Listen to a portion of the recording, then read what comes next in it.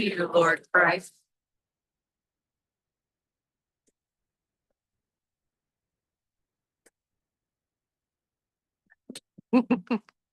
Please be seated. Let me adjust my thoughts.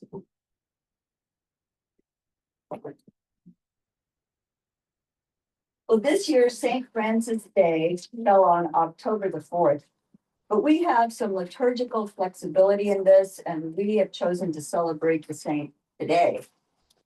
St. Francis is considered the patron saint of animals and the environment. He was born in 1181. He died in 1226. So for almost 800 years, he has been admired and celebrated. He displayed a humble respect for the earth and its creatures long before species extinction and environmental catastrophes were making daily news. He called birds his sisters, wolves his brothers. Nearing the end of his life, he composed the famous Canticle of Creatures, in which he praises the elements of creation, acknowledging them as siblings in a universal family. This perspective challenges the notion of human dominion over nature, promoting instead a relationship of kinship and mutual respect. St. Francis' life and teaching remind us that every aspect of the natural world has intrinsic value and deserves care and respect. His humility and his simplicity, living in harmony with nature. Stories were told of his preaching to birds and befriending wolves and rabbits. So, in solidarity with St. Francis, I preached today's sermon to my tortoise, Tao. Tao is a hamburger-sized Russian tortoise who loves dandelion flowers and blueberries. And I'll report to you that he sat motionless and spellbound through my entire sermon. Of course, this is often his demeanor. So I'm not certain that he was really that impressed. The blessing of the animals is usually tied to the observance of St. Francis. And today at 4 p.m., here in the pavilion, we will continue that tradition.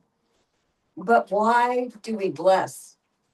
We bless back to school backpacks for children who are beginning a new year. We bless rivers and crops, bicycles and marriages, and animals. But what exactly is a blessing? The dictionary describes it as an act or words of one that blesses.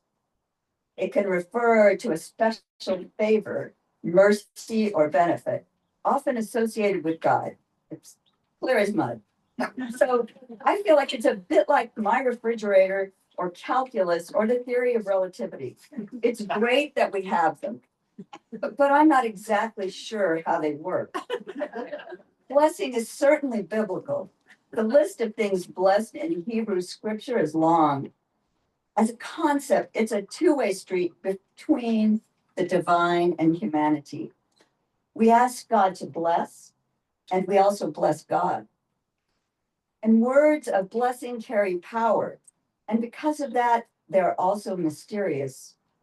They call attention to the value and importance of the object, the person, the element, or the animal that's receiving the blessing. We bless animals because we need to be reminded of their importance to us and to God, not because they need us to bless them. Today, as research draws increased attention to animal emotions and intelligence, and as concern grows over animal cruelty and species extinction, more and more people are rethinking their relationship towards animals and the richness that they bring to our life. So on this day especially, we might stop to feel our companion animal's fur or feathers or scales or shell and enjoy and be thankful for the love they give to us. We might observe the purposefulness and playfulness of small creatures in our yard and parks, or listen to the voices of the birds and marvel at the mystery of their communication.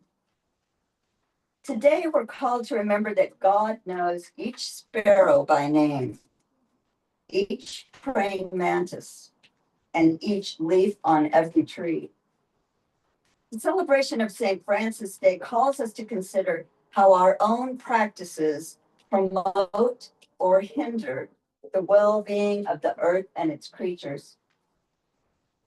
St. Francis called the sun brother and the moon sister because he understood that all creation is animated by God's love. All creation lives and moves and has its being within God. When we call a creature brother or sister, we acknowledge that in a very real sense, they are members of our family. We're connected to them and they to us. St. Francis and many indigenous peoples understood what science would eventually prove, that humans share a significant amount of DNA with various animals and plants. Our closest relatives are chimpanzees, sharing nearly 98.8% of our DNA. Cats share about 90%, while dogs share less than that. 84%. I don't know. I'm just reading the figures. But we also share an amazing 50% of our DNA with trees. So no wonder many of us enjoy spending time in the forest surrounded by trees. They are, in a very real sense, members of our family. Recently, there have been a number of books published exploring the lives of trees. Two of these books, Finding the Mother Tree by Suzanne Simard and The Hidden Life of Trees by Richard Wollenben, were instrumental in changing my own relationship with plants, and especially with the trees that grow on my property. You know, we name cats, we name dogs and horses and birds because if we live with them, we see them as unique individuals worthy of a family name. So now I have a 2-year-old pine tree named Jeff, an elm tree that refuses to be removed called Lazarus, and